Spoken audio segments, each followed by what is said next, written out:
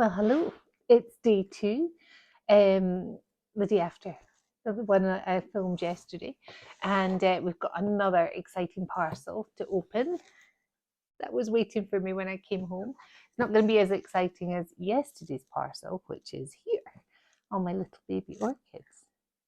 So I gave them a wee drink of water last night, and they've sort of acclimatized during the day. So I'm thinking I got these lovely terracotta pots, just wee ones.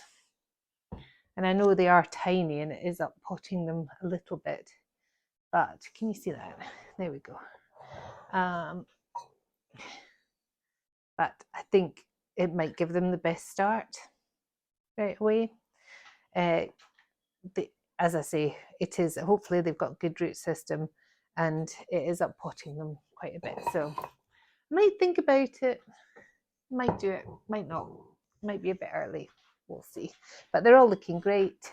I've had a wee look about, a wee bit of research into the different kinds that I didn't already have. And so I'm quite excited about them. So when I popped into the shop to get these pots, I also saw that they had these orchids reduced. And this one had a very unusual kind of looking flower. I got two purples because this one's quite different. Can you see? It's a miniature phalaenopsis, but it's got quite a different flower that I hadn't seen before, whereas this one has still got a lot of buds on it. It's looking great, but it's more typical, if you like, but it's very attractive. So these two guys, I shall repot once they have finished flowering. This one I might repot sooner because it does seem to have lost a lot of compost. I don't know if you can see that, but the roots are exposed in places, and the little cage that holds the seedling, the little cage that holds the seedling that stays in there when they uppot it, that's exposed. So I might do this one sooner. Okay, we'll move these guys over here. Another exciting thing to show you, which I didn't show you actually when I did it, which would have been an idea. Oops, Daisy. Right. Oh, be very careful here. So last year, we went for a wee holiday in Gran Canaria, and like a sucker, I can't, if I see plants or seeds for sale and they're beautiful tropical flowers, I can't help it. So I bought some hibiscus and there was two big seeds that were like Palmera canaria, so a tropical palm from the Canaries. Of course, the weather where we live in Scotland is very like the Canaries. But hey, why not give it a go? Anyway, so sometimes if there's sort of touristy seeds that you see in little tourist shops where you get your postcards, and one of them I think I even got at the airport, you're not sure how viable the seeds are. Well, it turns out already, I think I planted the hibiscus first, maybe about a week ago, and me being me didn't label anything, of course, but I thought I'll know when they come up what's what. But we have a little seedling emerging here. Can you see that in the top? And do you have any more? Just the one just now. I thought I saw another one, but I think it was just the bit of the little pod sticking up. These are quite handy, these, if you're not doing many seeds or you're just doing a few.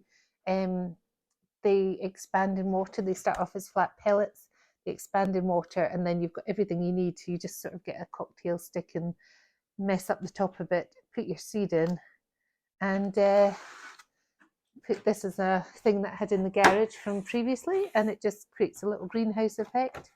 And I wasn't going to put them last year with the plumerias. We had all the grow lamps and the heat mats and everything, but I thought with these, I'm just going to let them go, see if they work. And if they work, great. If they don't, they were touristy seeds. But they've started to come up, so I'm really chuffed with that. I'll keep you informed of what comes up next. Hopefully we'll have a bit of a show. Okay, we'll pop this over here out of the way. And we shall open this box. Now this is the box I thought I was getting yesterday, but I got the Burnham's one yesterday with all the little babies in it. So you know what it's like, late at night you're sitting watching orchid videos on YouTube and you think, oh, I want one of those. And then you look for it and it's not for sale anywhere. So you settle for something that looks pretty, that is for sale somewhere. And this is, I'll get the name in a minute. It's a type of oncidium anyway. And it's red and white, mainly white flowers with red sort of throat, they call it, don't they? Oh, hang on. Alexa, off you go. There we go.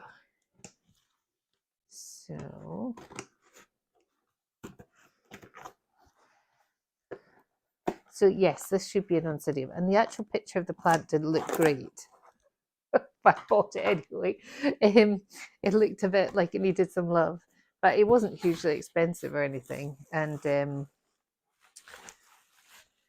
I thought, oh, well, I like to rescue things. Okay, so it's just packed in a box like this. I think the packaging was £5.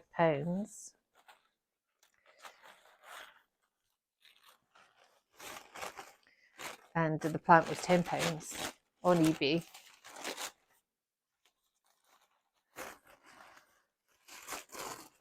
Oh, it's quite wee. It's weeer than I thought. But yes, it is the one in the picture.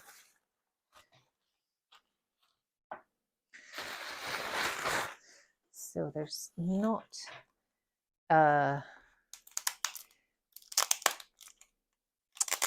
don't think there's a tag on it, but I will look it up and tell you what it is.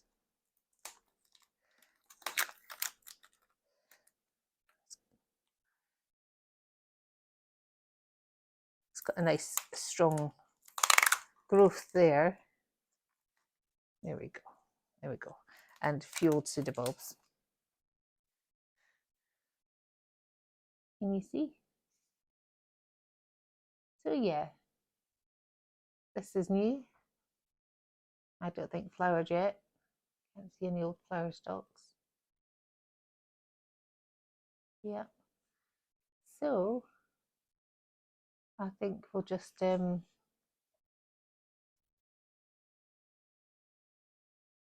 it by ear, and maybe we'll pot it up in one of my little pots. I should have got more than this because they fit everything. Pot it up in there with my mix and a bit of food and a bit of mycorrhizal fungi. Get the roots going. Okay, I've decided to repot this new guy here, and I'll show you what I'm going to do now.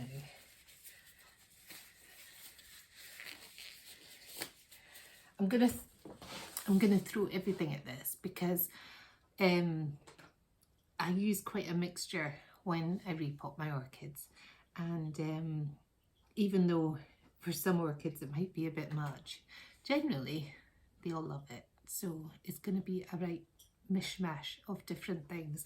So first of all, I've got this Orchid Focus bark, which will make up the most of it. No, the majority of it. It's just a bark. So medium bark. Can you see that? Then I'm going to mix it with a little bit of this one, which is Orchid Potting Mix, which has ceremis and pine bark. So I'll show you. It's a bit more broken down looking. You see that? So it's got the ceremis, which is the orange bits of clay sort of stuff. Whereas the other one, if I get a handful of that through, is just bark. So mix those two in together. There's no certain amount I just put in bits of everything. A little bit of perlite. This helps keep the mixture light and helps keep it free draining, and it stops it getting clogged and not very nice. So I've just put a little bit, I might put a little bit more perlite in, just lightens the mix.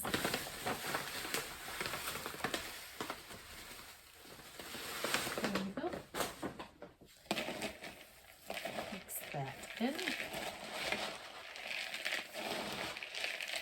There we are. Right, so that's the main bulk of our mixture. To it, we're going to add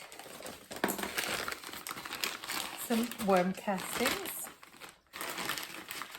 which is basically, I just put a little bit in and it's like food, a little bit of nutrition. It says it's basically, you know, the worms will produce a liquid and they'll also produce this sort of humusy stuff. Not humus as in chickpea humus, but humus as in earthy humus. And yeah, it's a kind of fertiliser. So mix that in. Then we've got a little bit of charcoal. Charcoal, again, because it's lumpy, helps with drainage, but it also keeps the mixture sweet if it's going a little bit sour. There we go, a little bit of charcoal.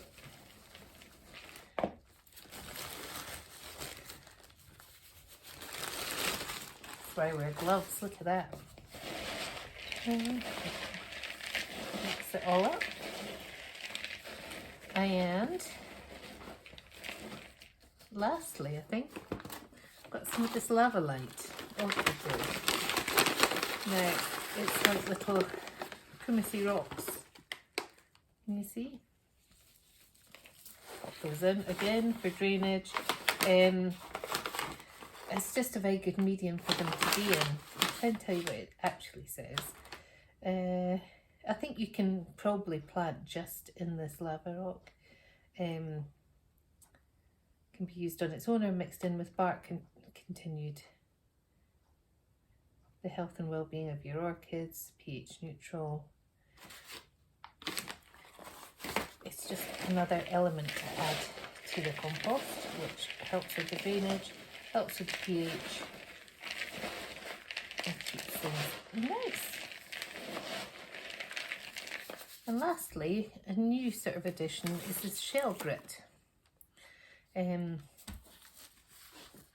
this is calcium rich. It's whelk shells, I think. Super crush recycled whelk shells. So very alkaline. They are going to help the mix stay nice and sweet as well. There we go, that's what I'm looking for. So I'll just scoop a little bit of this in and put it in the mix. You see? There we go. A little bit of a mix up. I'm going to get one of my little plant pots. Take the sticker off. I'll move this so you can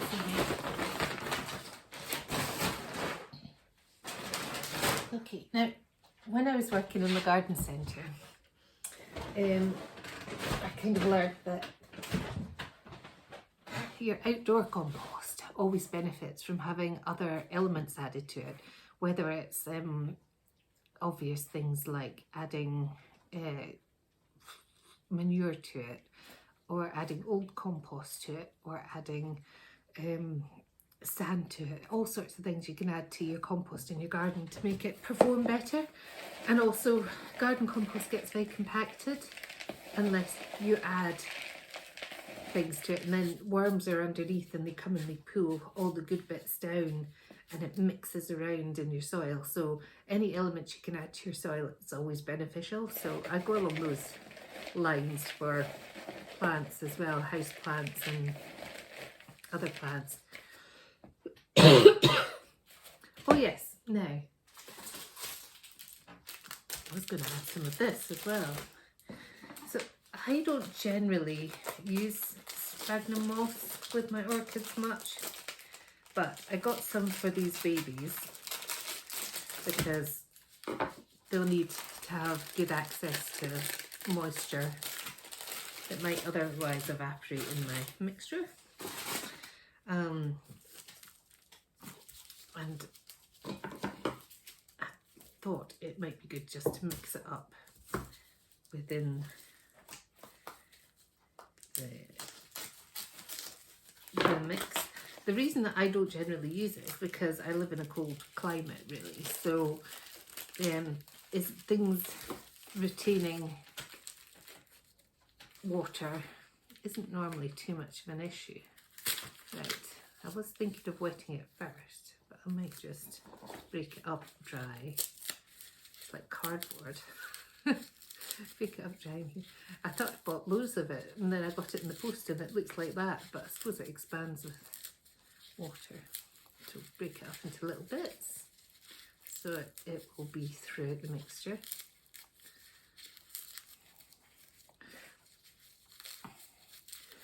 But I mean, a few years ago when I bought a lot of my oncidiums, I bought them because they looked nice in the shop and I didn't know how to take care of them.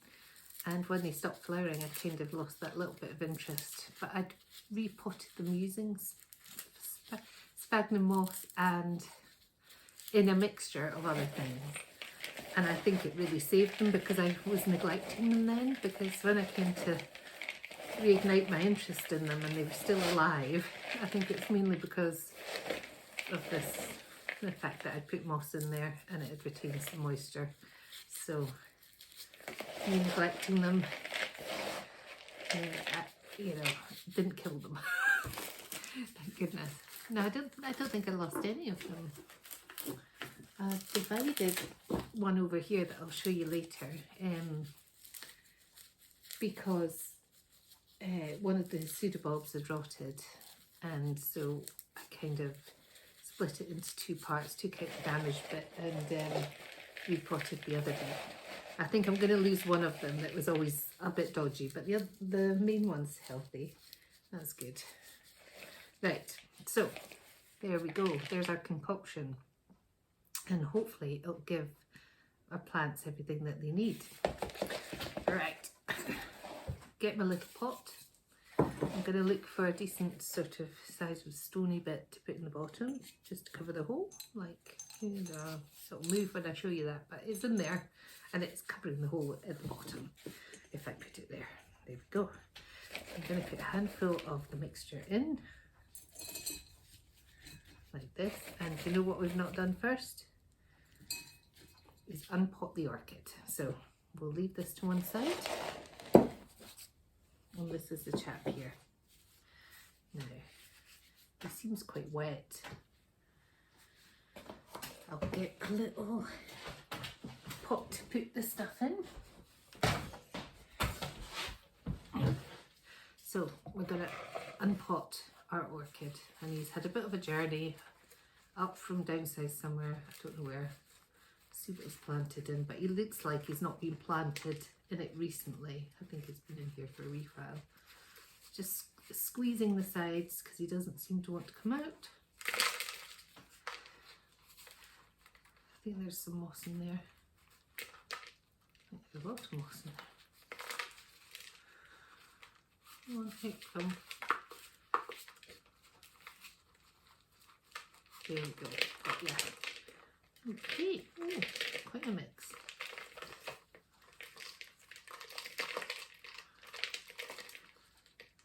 Oh, right. It's always good to unpot your plants and have a look and see what you're dealing with. At this point I could take off pseudobulbs, but they're not completely shriveled. They'll still be storing some goodness for the plant, so I'll not be taking them off just now. See, the roots just completely came off because they're all dead. See, if I pull that and you see the thin string, it's surrounded by like a velamen that absorbs the water, and if it's dead the velamen just comes off. There we go, that's dead. Which isn't unusual because this half is the old part of the plant, so you'd expect these roots to be dead over here, and they are. There's not much left of them. And then we go in further in. This is the live new part of the plant, so we would be looking for around here where the greenery is. I think this is the newest part, so this should be producing some roots. I'm just going to pull away at the wee bits that are here, see if there's anything in there. If you've got a pair of tweezers, they're very good at taking off these little bits. Can you see that? Little sheaths round the outside. It's good if you can get rid of those because they can not only harbour pests and things, but they can also inhibit the plant because the new growths tend to come out from behind them. Okay. Oh dear, that was a good looking root as well, and it's all just pulling apart.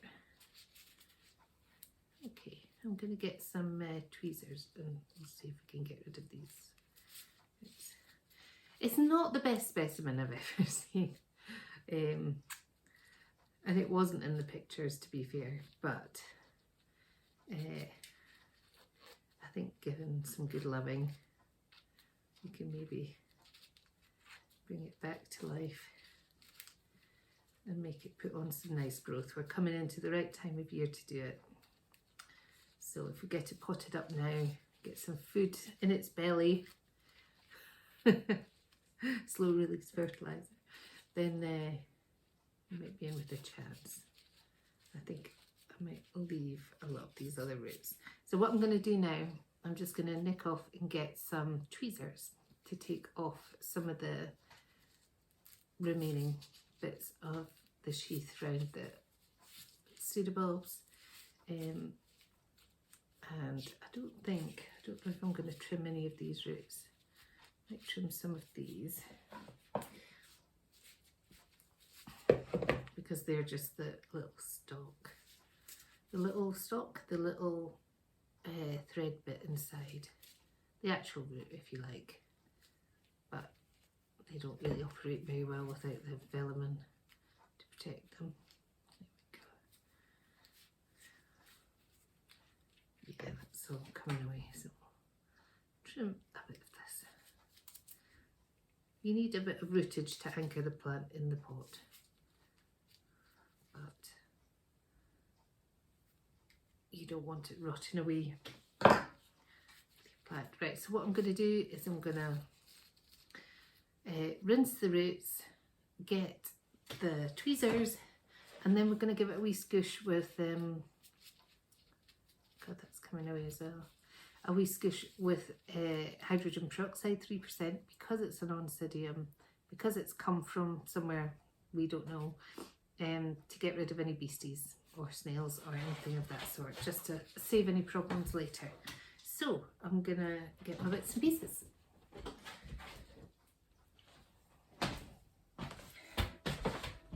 Okay, so the plant's had a quick rinse under the tap, and I've, pulled off a few more leaves, and I've just got my tweezers here, and I'm just going in to see the sheaths and pull off what I can. Can you see what I'm doing? Go in between there.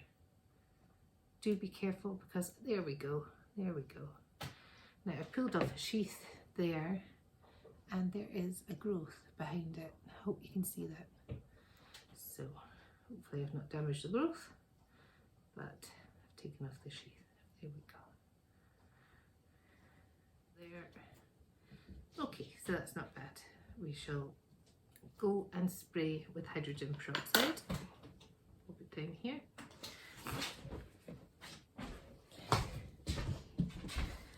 So hydrogen peroxide, 3%, easy to buy online, and it just gives you that peace of mind that your plants are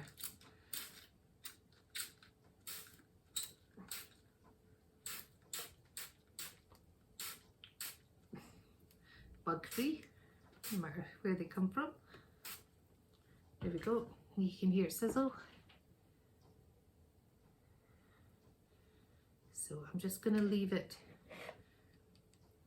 for a few minutes to do its work, and I'll tidy up in the meantime. Oops.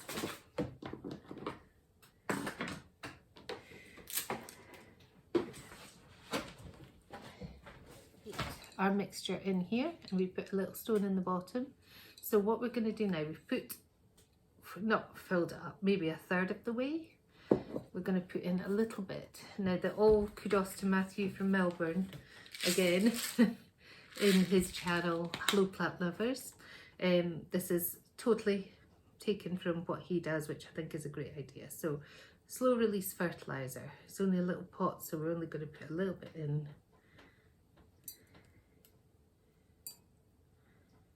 There we go, that's good enough.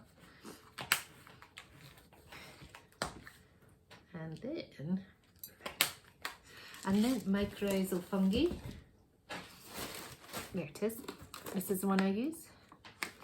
And this encourages root growth. It has a symbiotic relationship with the roots of the plant and what they need to make them grow big and strong. It just helps the roots develop. I'll just do a little bit in here. There we are. So a little bag like this. Don't think I've still got a price on it. I think it's about £7. Lasts you a long time.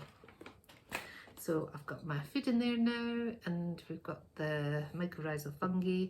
You don't want the plant's roots sitting on this because it will burn them. So we're going to fill up a bit more compost, bark really, and moss till there. Then I'm going to just sit the plant there. Can you see? And just fill up around it.